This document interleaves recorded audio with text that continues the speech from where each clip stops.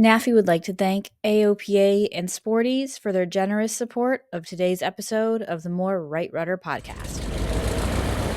Welcome to NAFI's More Right Rudder podcast. I'm Beth Stanton, NAFI's Director of Publications and Editor. This is The Writers Behind the Stories, a series where we meet some of the authors who write for Mentor magazine. Today's guest is Joel Stoller. Joel has been flying for 47 years with 25,000 hours and counting. He has been a CFI since 1981 and holds 5 flight instructor certificates. He also holds multiple type ratings and has been a DC-9, B-717, and 747 captain. After his retirement at age 65 from the airlines last year, he began his next chapter as a King Air captain. He has put his English journalism degree to good use, writing articles for AOPA Flight Training Magazine and NAFI's Mentor Magazine. With 25,000 hours, he is still learning, chasing new type ratings, and credits his many life adventures to his love of aviation. Joel, welcome to the show. Thank you, Beth. Thank you so much for having me and being a part of the NAFI community and to share some of my thoughts and also safety advice for all of our CFIs out there and our pilots who are in formation, learning their new trade of flying. Well, it's wonderful to have you here, especially, folks like you who've been doing this for basically the majority of your life. You have such a rich insight and so many stories and so much knowledge to share with us. And we're so appreciative of it. Now, you've also shared it with NAFI's Mentor magazine. So I'd like to first start with our listeners. Joel first blipped on my radar more than 2 years ago when I first became NAFI's editor. He reaches out to me and he's like, "Hey, Beth, I wrote this article and it was printed in 2000 in NAFI's Mentor magazine." This is when Greg Laszlo was still the editor. And the article was called "Teaching the Teacher to Teach, Earning a New CFI Rating After 20 Years." So Joel wrote this and it was published in Mentor back in 2000. And so he reaches out to me 20 years later, 22 years later, and says, "Hey, what would you think about publishing this article again?" And I thought, well, we already published it, but I'm like, well, let me take a look at it. And as I read this article, Joel is talking about, teaching. It's the story of him getting his multi-engine instructor rating. And I thought, a lot has changed in the last 22 years or 40 years because you wrote it a long time. The physics of flying a multi-engine aircraft have not changed. And it was such a well-written article and it was so informative that I'm like, heck yeah, let's republish this article. And we republished it in the September-October 2023 issue, so a year ago, and got some great feedback. So Joel, my first question to you is, what was your inspiration / motivation for writing this article in the first place, more than 20 years ago? Sure. The article that you are speaking about is one of my favorite articles, one of the favorite articles that I've written. And what inspired me at the time was I still did not have my multi-engine flight instructor certificate. And I thought, this might be a good addition to my teaching profile and also will give me a chance to learn something new. So I reached out to the flight instruction team at what was then called Gran Air, which was a family-owned company owned by the Lotzer family. Had been FBO here in the Milwaukee area at Timmerman Field for over 50 years. And the chief flight instructor, Mark Torgerson, was the instructor that I selected to teach me the multi-engine flight instructor certificate. And it was a very inspirational learning session for me. I learned a lot from Mark. In fact, at the time, Mark did not have his airline transport pilot certificate. He was a very experienced instructor and determined that instruction would be his forte, and it certainly was. And I remember mentioning to him during one of our lessons, I said, Mark, you fly like an ATP. Why don't you have your ATP certificate? And he kind of looked at me and said, that's a good point. And he went on to go ahead and earn his airline transport pilot certificate, a fantastic instructor. And he's mentioned in that article. And I just thought it was a very inspirational learning session for me. And as we know, as flight instructors, the learning always continues. A pilot is always learning, and that's so true. And I treat every flight as if it was my very first flight. So I don't take anything for granted, and I always try to put safety number one. And a lot of the articles I wrote for AOPA addressed different topics that can keep all of our pilot participants safe as they fly. So I agree that article was fun to write, and it was, I thought, very good. And because it had limited publication, and as you say, the magazine at the time was just about an 8-page, 3-binder printed information little handout or mailing. And I thought, this article maybe should get some more exposure, because I thought it was a well-written article. And I thought, well, gee, I can add to that article what has changed in the last 20 years since I did get my multi-engine CFI certificate. And so I added a lot of things in part 2 of that article having to do with the changes we've seen and all the great simulator possibilities that are out there to help us learn. And part of that was addressed in the second part of the article. So I do hope that it is continued to be read. And in fact, here's an interesting anecdote. I went to Grand Air, and again, as part of the learning experience, I rented a Redbird simulator, which was configured as the B-58 Baron. And I hadn't flown the piston engine, multi-engine aircraft for quite a while. And so what did I do to review for that 4 hours of simulator time? I read my article, Teaching the Teacher the Key. No. It was a perfect review to get ready to go into the B-58 Baron simulator, the Redbird simulator, which had motion and visual. And my instructor was very impressed that I was able to review that article, which was 20 years old, and I was able to apply those techniques, what I wrote. And as I was reading the article, it's like, where did I get all this stuff from? This is really good stuff. I don't even remember how I was able to put this together. This is fantastic. So as a result, anytime I do a multi-engine piston flying now, I'll read that article just to review. And it's a great source. And the instructor at that time at Grand Air was Dan Gerard, and another very good instructor, very dedicated. And so he is mentioned in that second half of the article. Oh my gosh. I have to say, Joel, I think out of any interview I've done, this is like my favorite thing anyone has ever said. Like, you went back and read your own article as a review for Yes. how to do, well, talk about teaching the teacher how to teach, how to teach, how to teach himself. Right. Exactly. It's so funny you say that, because I've had a similar experience when I go back and read something I wrote a while ago. Like, I wrote an Yes. article like on gyroplanes one time a number of years ago, and I'm like, damn, I knew a lot Yeah. about gyroplanes, but Yeah. you kind Yeah. of forget it, like, when you're not Yes. using it all the time. So isn't it wonderful? Yeah. It's like you did a note to yourself, note to Joel. Yes. When Yes. you fly multi-engine aircraft. Right. And the learning never ends. We know this. And review is so important. It really is. Yeah. When I was a DC-9 captain at Midwest Express Airlines, I looked up to one of our captains there, whose father was a 747 captain at Northwest Orient Airlines. And he said, Joel, let me give you one of the techniques that my father used to stay on top of things. He broke his manuals at Northwest Orient Airlines down into 12 separate sections.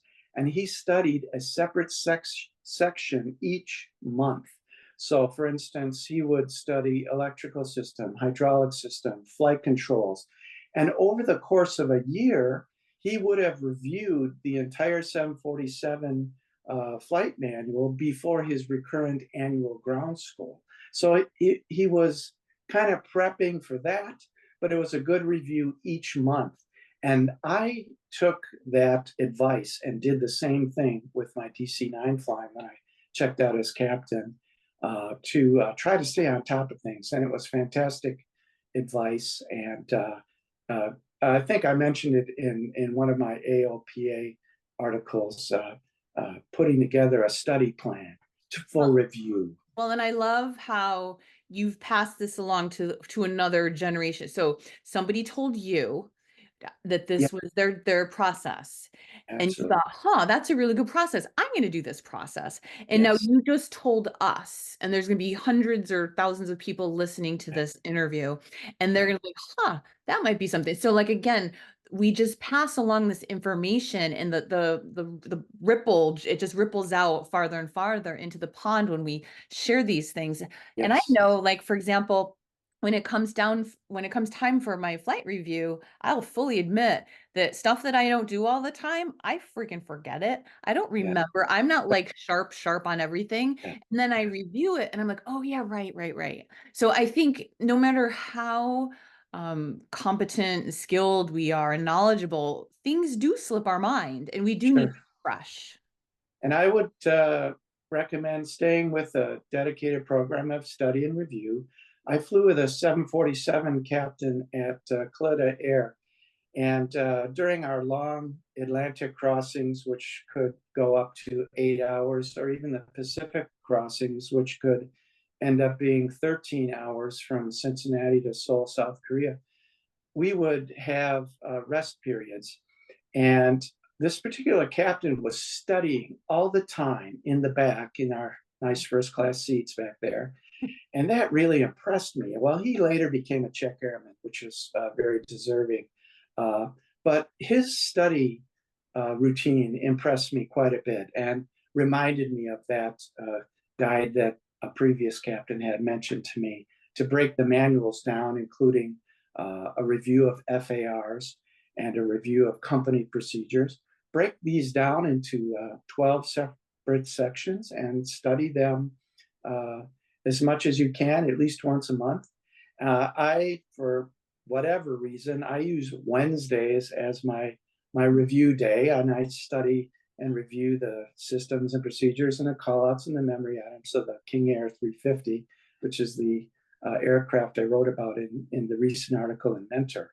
And again, to stay in the study mode is very important. It leads to a higher degree of safety without any question in my mind. It's a proven way to stay sharp and stay in the game.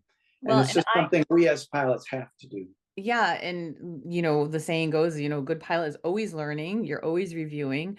Absolutely. And I thank you for that segue Yeah. because your Joel wrote the cover story that can a senior subject be knighted by the king?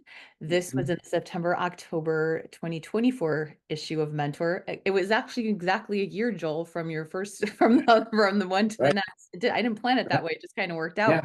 Yeah. And I Yeah. would like to talk a little bit about this article, and I would like to preface what you're going to say with is I'm so friggin' impressed with you and people like you because you're not the only one who's like this. But you're lifelong learners. You're like, okay, I'm retiring, Yeah. 65, I'm timed out, with part 121. But you That's know what? That doesn't mean I can't still fly. And you go out and you get your King Air 350 rating, which is many people will attest that it's one of the most challenging type ratings a pilot can get. And yes. you're like, frick, bring it on. And you did Yeah. it. And so I think that is so inspiring that you don't have to stop. As long as you're able, you keep going. And I just think that's so cool that you're doing that. And like I said, you're not the only one. So tell us a little bit about why you decided to put your experience of learning how to fly the King Air? Why did you decide, I'm going to put this in an article for NAFI? Sure. Uh, the roots of that idea go back to my early days of flying, even when I was learning my private pilot certificate and reading a lot of articles in Flying Magazine. And going back to my teens, when I started taking lessons for the private pilot, uh, and going forward from that point in the next couple of years, I don't remember ever reading an article about a senior retired pilot uh, Ah, gaining a type certificate of some kind. And I thought there surely must be some pilots out there that still are in very sophisticated training in simulators and earning type ratings even after age 65 retirement. And I don't remember ever reading an article about it. I think there was an article in Flying Magazine that was addressing pilots earning their citation type rating. But it was from a younger pilot's point of view, probably in his mid to late 30s. And it described all the systems knowledge that is needed and the different simulator things that are available to help you learn. But I don't remember anything about a senior pilot earning a type certificate. So for me, it was possibly a challenge because a lot of pilots, there's two factions out there at 65. There's the group that decides that they're going to retire and they have decided they don't really want to fly again. And they just want to sit back in their lounge chairs and overlooking their lake property and just enjoying their time. But that wasn't me. Flying is in my blood, and it has been since I was just a little kid of 4 or 5. And flying has just been a part of me, and it's been in my blood. And I just can't imagine giving it up. mm. And so I thought, well, here's an opportunity after 65. I can fly corporate biz jets. I can fly corporate flying. And to my surprise and also gratification, some of my classmates at my Wheels Up Beach King Air 350 program were much older than me. One of the Really? gentlemen was a Citation 10 captain who was in our ground school. He was 80 years old. And his friend, who was also in our class, was 77. And he was a retired Continental pilot. And the other fella, again, uh, he stayed fit, for his age, sharp as a tack. So he kind of reinforced that idea. Well, I'm not alone here. This is fantastic. He's 80 years old and he's in the left seat of a Citation 10. And I thought, that's fantastic.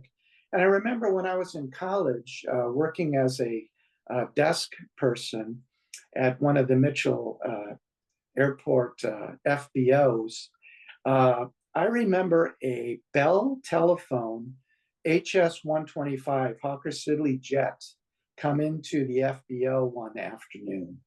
And the door opened, and out came a very tall and very shaped, well fit gentleman, and obviously older. And I found out that this Hawker Siddeley captain for Bell Telephone was 77 years old. And I was shocked.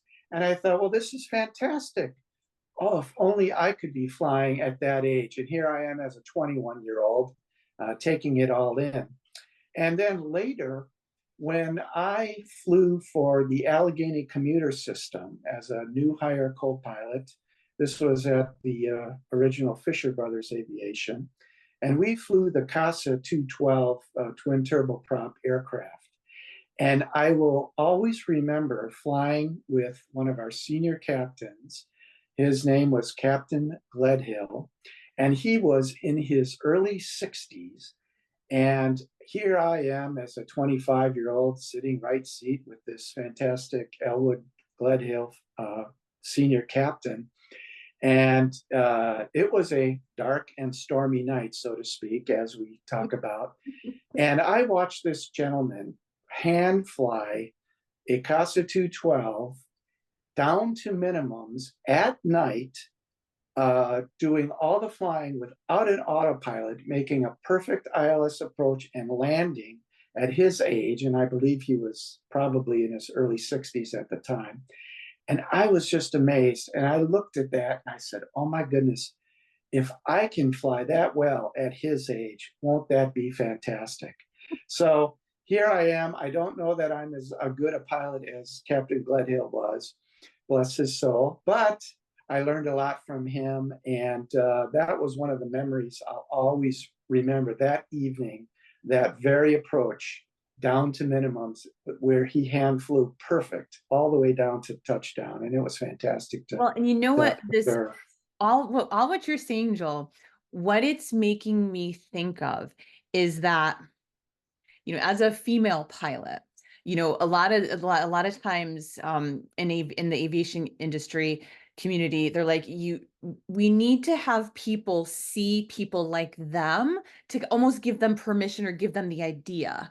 So it's Yes. like, if you encourage, as a female pilot, young girls are like, oh, women can fly, or Yes. minorities. I interviewed oh she was Vernice Armour. She was the first female Black helicopter combat pilot. Yes. And she Yes. never even thought that she could be a pilot until she went to this job fair one time and she saw a Black female pilot. So she's like, oh, there's a Black female pilot. Maybe I could do that.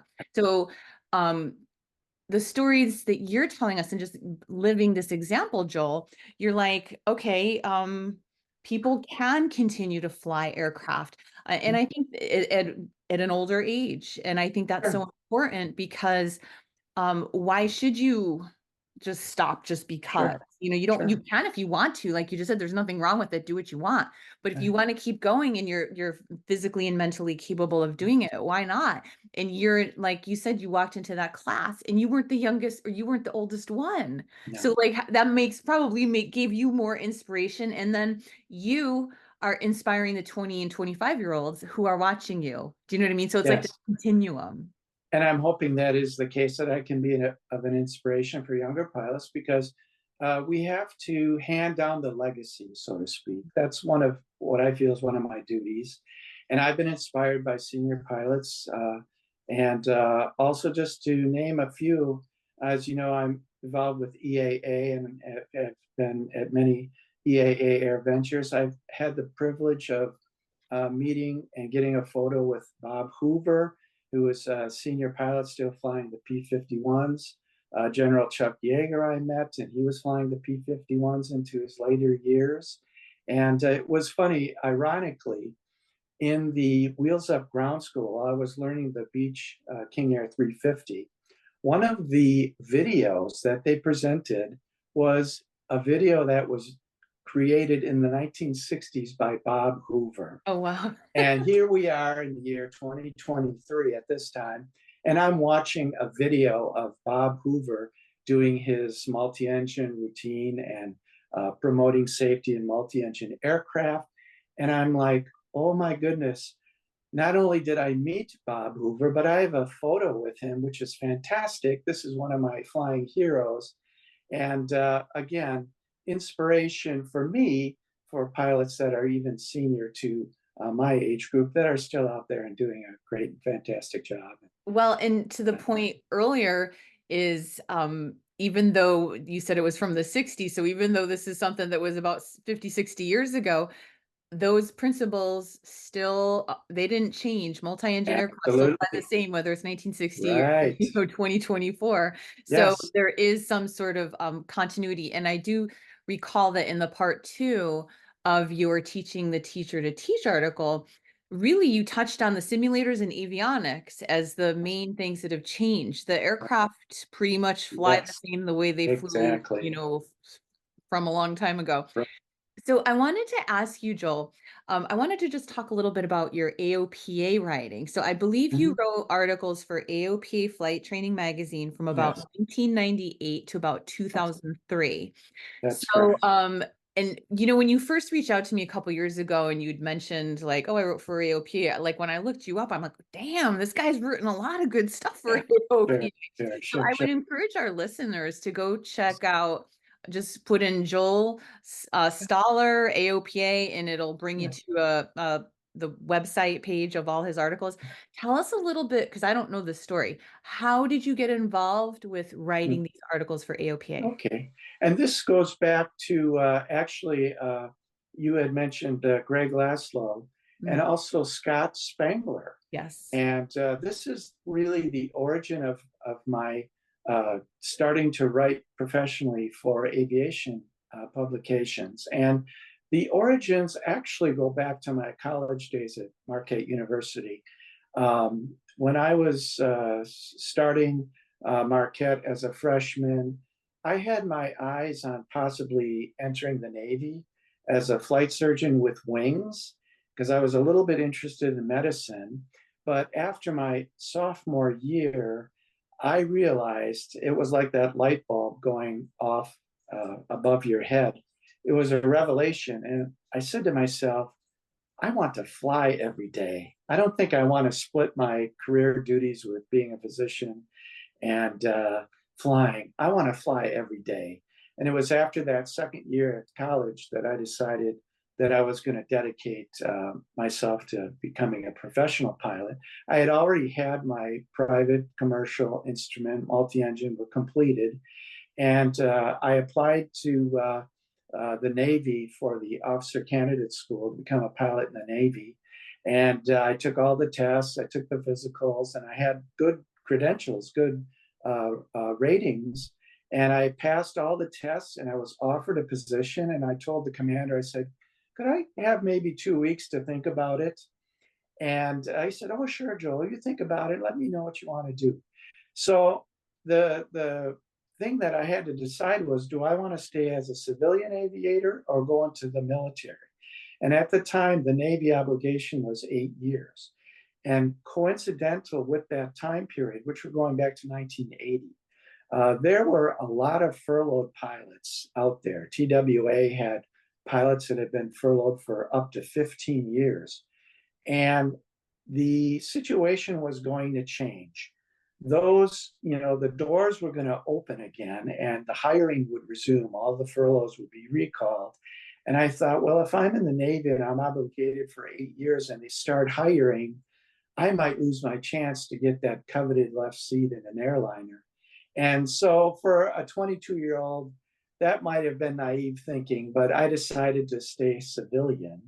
And in the end, it all worked out. I kind of had my goals on maybe flying a C-9 Nightingale aircraft in the Navy. And at that time, I would have been released from the Navy at age 31. And at age 31, I was hired at Midwest Express Airlines on the DC-9. So it all kind of worked out in the end. But the writing part of it had to do with that decision that I wanted to fly every day. And I was a biology major at the time, and that was a lot of hard work, biology and chemistry. But I found that I was also pretty good at writing, and I knew that.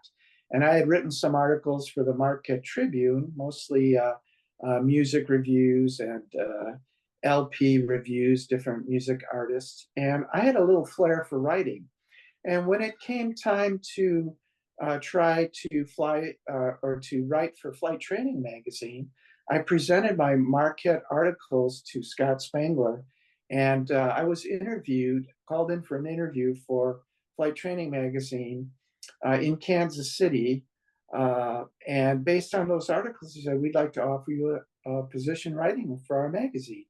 And so the routine there was you would present up to a dozen topics, and then they would pick the topics that they'd like you to write about for the future editions.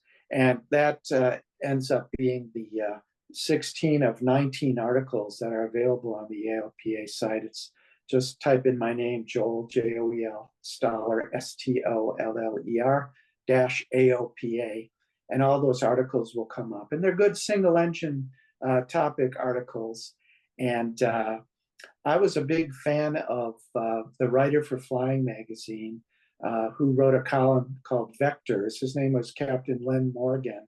So many of the senior readers might remember Len Morgan's Vectors. And when I finished my first article for Flight Training Magazine, which was called The Ultimate Window Seat, it's also alternatively called Professional Opportunities. And it was about the fact that it doesn't matter what seat you're occupying, what aircraft, you have the ultimate window seat, whether it be a DC-9 or a Piper Aztec or a Cessna 152. I wrote about the fact that it doesn't matter what seat you're in, the ultimate window seat is the airplane that you're now flying. And so that was a revelation for me after I had gone through the ranks of all of the airline type ratings and positions and looked out my window and saw a 172 or a 152 and said, boy, wouldn't it be great to be flying that right now? So that idea became the inspiration for that first article in 1998. And I sent a copy of that article to Captain Morgan, who was a fleet biplane World War II veteran who later advanced through his career at Braniff Airlines, was flying DC-8s internationally during the Vietnam War era, and later retired on the 747, which Braniff had painted orange, and they called that aircraft Big Al. And I wrote a letter to Captain Morgan, and I attached my original article, and he wrote back to me, typing on his Royal typewriter, a nice letter that essentially said, Joel, the ultimate window seat is well done, interesting, informative, and entertaining. Keep writing. Sincerely, Len Morgan. And I still have this letter, which is dated May 17th, 1998. Wow. And this became an inspiration for me also to continue writing. And so Well, this started my association. Well, and thank you for sharing that story with us. And I think, you know, as like you, I love the way you said it. You said, I knew I was a good writer. I had a flair for it. You know, like there's a saying, it's not pretentious if you're not pretending. Right. Like if Michael Phelps said, I'm the one of the world's greatest swimmers, you'd be like, yeah, you are. So like for you to say, I know I have a flair for writing, and to hear somebody give like some validation or appreciation, it does our writer hearts good. There's Right. nothing, and this is like a great segue because I wanted to share this with you. Victor Vogel, who's a NAFI board member, also a NAFI mentor author, um, uh, two times he's written to me after a magazine came out that said, and I think he's only done, I mean, he's given me feedback over the last couple of years about Mentor, but two times in particular, he gave me feedback and he said, Beth, this last issue of Mentor was a masterpiece. And I was like, whoa, that's some pretty strong work. The Yes. two times he said that to me was both issues that you had written stories in. So, Fantastic. I don't know, the Joel aura had rubbed off and made it a masterpiece. I'm sure it was the other authors too, of course, but Sure. it's so wonderful to hear that people are appreciative of what we're writing, because like you said, it's coming from a place of wanting to pay it forward and to share your knowledge. Right. And as we wrap up here, Joel, there's two words like talking to you, and this has been a wonderful conversation. um I'm just so happy that we get to meet you. And you Sure. guys, I've been emailing with Joel for more than 2 years, probably 100 emails we've been. Yeah. I never actually spoke to him in person until yesterday on the phone when we were doing a little pre-gaming thing. And this is Sure. the first time we've seen each other in person, like on Zoom. So it's just so wonderful after all of this couple of years of back and forth with email to actually talk, hear some of these stories. And this is why I love doing this series on the podcast, because, when you read an author, I'm sure there's many authors we can all think of. We've read their stuff, whether it's magazine or whether it's books. You kind of get to feel like you know the person a little bit, like you have a little Right. relationship. So Yes. it's kind of fun to meet them in person. What do they say? It's like, don't meet your heroes, but this is okay. You can meet your heroes here. But It's it's such an honor to be a part of this, and I take it very humbly, and just I was also just amazed at the comments that Mr. Vogel made, and they were fantastic. It was nothing that I expected, because like for me, writing is fun and it's creative, and I enjoy doing it, and it comes easy to me. And I remember making this comment recently to one of my pilot colleagues that says, "Yeah, I'm going to be writing some more articles. That's just easy for me. It just comes to me." And first time I write something down, it's final and it's good. And I don't know where that comes from, but it does. I think there's been other inspirational pilots out there that have helped me become inspired. Richard Bach is certainly one of them. A couple of his books that are my favorites are Nothing by Chance and also No Stranger to the Ground. And of course, he's the author of Jonathan Livingston Seagull, and a fantastic writer. Richard Bach has always been an inspiration for me. Started out as a U.S. Air Force fighter pilot, and later decided he didn't really fit the airline mold as he thought it would be. So he decided to just stick with flying and go ahead and become a writer too. So Richard Bach's books are fantastic and have inspired me. And the magazine writing certainly was inspired for me by Len Morgan as well, Captain Morgan. so So, one of the what I was going to say is a word that comes to me in talking to you, Joel, um, is you just have so much gratitude in your life. You've had so many experiences, but there is a humility and like awe and gratitude, like, oh my God, I get to do this thing. Like it's almost a childlike wonder that you just said since you were 4 or 5 years old, you've had this love of aviation. Well, my friend, it is glowing around you 60 plus years later yeah, still. yes, and I think that's just part of my growing up experience. Turns out I grew up under the base to final for 2-2 right at Milwaukee's Timmerman Field. And as a 4 and 5 year old, watching airplanes flying over our house every day. And my father was a World War II veteran and backed me up 100% when I expressed my interests in flying. And I was. This is not a new story. I think a lot of pilots, including yourself, would probably relate to this. I remember fantasizing about flying as like a 4 or 5 year old, and it was like a flame that was ignited and as never diminished. And I remember thinking about flying all the time. And when I finally had the chance to do it, it was like, oh, this is fantastic. I can't believe it. And then moving forward 45 years or so, getting ready to go up the steps to the 747, I would look at that airplane and just shake my head and laugh. And I said, I just can't believe I'm doing this. This is ultimate.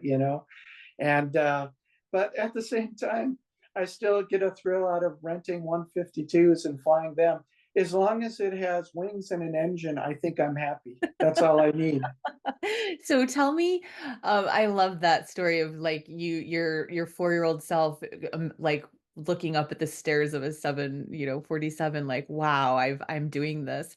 So as we wrap up here, Joel, what would you tell our listeners, NAFI members who are considering, maybe I might want to write some of my stories or some of my Yeah. experiences for mentor? What would you tell them?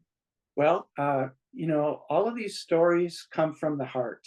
Mm. And if you feel inspired and you would like to express yourself writing about your flying experiences, then do it from the heart and try to transmit all of these feelings that we all experience as we're flying and how incredible that is. And we all know about seeing the beautiful sunsets and sunrises and the starlit evenings.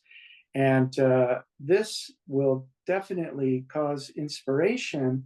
And if you can jot it down into words, then please do that and share these experiences with others. And it will be a source of inspiration for other people as well. And don't forget also, if you're going to do some writing, that the whole point of the writing really is to make the pilot group a safer pilot group out there.